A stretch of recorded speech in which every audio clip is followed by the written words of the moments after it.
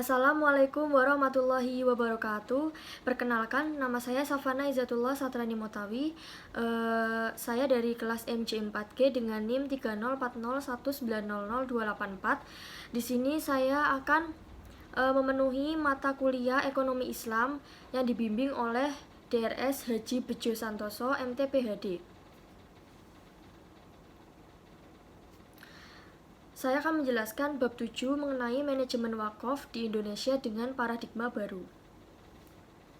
Yang pertama, saya akan menjelaskan tentang wakaf dalam lintas sejarah.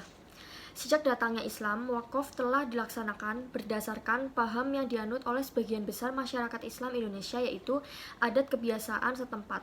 Pola pelaksanaan wakaf sebelum ada Undang-Undang Nomor 5 Tahun 1960 tentang Peraturan Dasar Pokok Agraria dan Peraturan Pemerintah Nomor 28 Tahun 1997 tentang perwakafan tanah milik.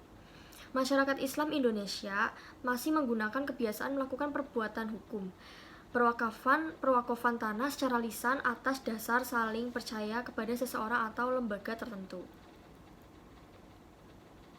Kebiasaan memandang wakaf sebagai amal soleh yang mempunyai nilai mulia di hadirat Allah tanpa harus melalui prosedur administratif, dan harta wakaf dianggap milik Allah semata yang siapa saja tidak berani mengganggu, gugat tanpa seizin Allah.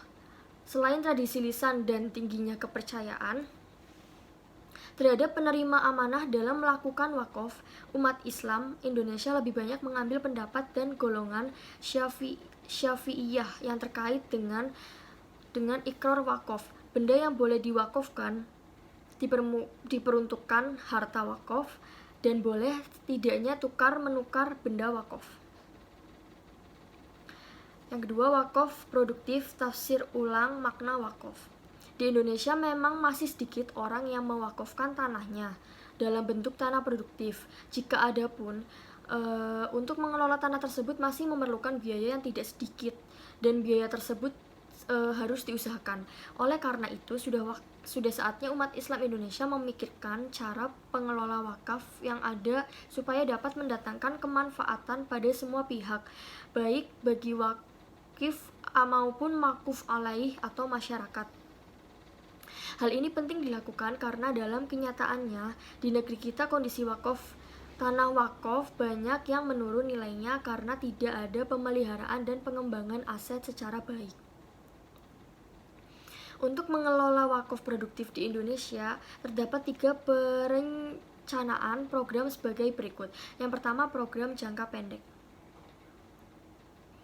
Untuk program jangka pendek, dalam mengembangkan tanah wakaf secara produktif, satu hal dilakukan pemerintah dalam jangka pendek adalah membentuk Badan Wakaf Indonesia atau BWI. Badan Wakaf Indonesia sebagai pioner pengembangan wakaf secara nasional kan diisi oleh sumber daya manusia yang benar-benar mempunyai kemampuan dalam mengelola wakaf, berdedikasi tinggi, dan memiliki komitmen dalam pengembangan wakaf. Pada organisasi dan kelembagaan BWI harus merespon terhadap persoalan-persoalan yang dihadapi oleh masyarakat pada umumnya dan umat Islam pada khususnya. Yang kedua, ada program jangka menengah dan panjang. Mengembangkan lembaga-lembaga nazir yang sudah ada agar lebih profesional dan amanah. Lembaga nazir yang sudah ada khususnya di bawah naungan organisasi Islam seperti NU, Muhammadiyah, Al-Waliyah, Persis, Al-Ishrot, dan lembaga wakaf lainnya harus diarahkan, dibina, dan diberikan stimulus agar tanah yang strategis dapat dikembangkan secara produktif. Dalam rangka upaya tersebut, BWI sebagai lembaga perwakafan nasional yang berfungsi sebagai mengkoordinir seluruh aspek pelaksanaan perwakafan yang bersangkutan harus memberikan dukungan manajemen bagi pelaksanaan pengelolaan tanah-tanah produktif strategis.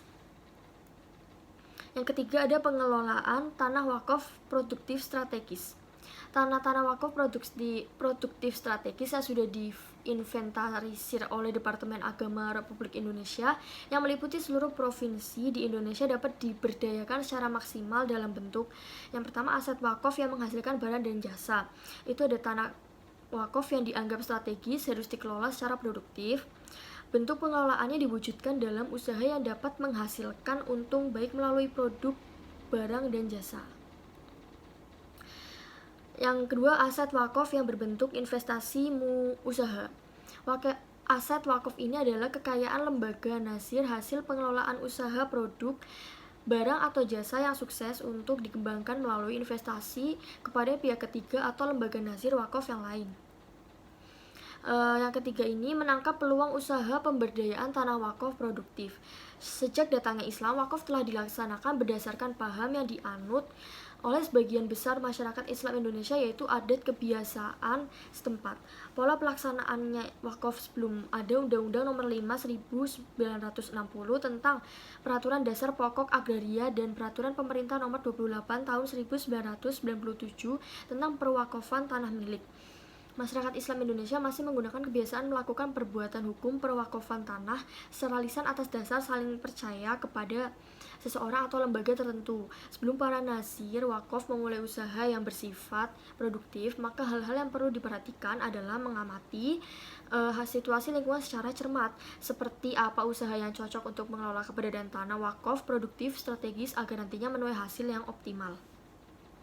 Selanjutnya dapat dilakukan analisis dan terhadap kekuatan dan kelemahan diri sendiri dengan identifikasi terhadap apa yang diketahui, dikuasai, dan dimiliki sebagai situasi internal pendukung saat dilakukan pengambilan keputusan dan pemilihan bidang usaha yang diinginkan.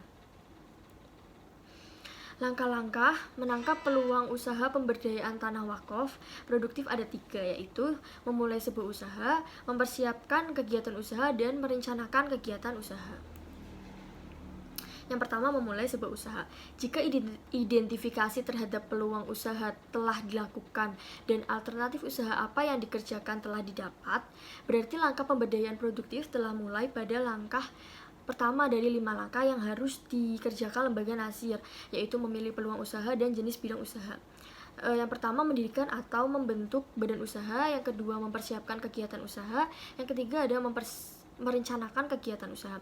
Adapun langkah selanjutnya adalah memulai melakukan proses perencanaan ke arah relasi usaha. Yang kedua ada mempersiapkan kegiatan usaha. Langkah selanjutnya adalah mempersiapkan kegiatan usaha dengan berpegang pada perencanaan yang sudah dipersiapkan sebagai sarana melakukan langkah dalam merumuskan alternatif kegiatan untuk mencapai sasaran yang ingin diraih. Jika langkah ini telah ditempuh, supervisi dan monitoring terhadap kegiatan usaha akan dapat dilakukan dengan mudah, yang pada gilirannya akan dapat mengendalikan manajemen usaha. Yang ketiga ada merencanakan kegiatan usaha.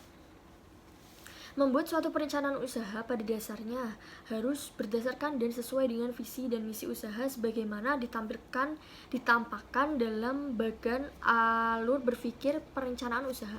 Dalam kesempatan ini akan ditunjukkan bagian yang paling penting dalam proses pembuatan perencanaan usaha, yaitu memahami dan mengenal situasi lingkungan dengan melakukan analisis terhadap situasi internal dan eksternal dengan lebih dikenal SWOT. Strength, kekuatan, weakness, kelemahan, opportunity, peluang, dan threat atau ancaman. Analisis ini menjadi dasar dan sangat penting bagi pembuatan perencanaan usaha. Dengan mengenal situasi internal dan eksternal, dapat dilakukan pengambilan keputusan tepat untuk menjalankan kegiatan usaha. Sekian, terima kasih. Apabila masih banyak kesalahan, mohon dimaafkan. Wassalamualaikum warahmatullahi wabarakatuh.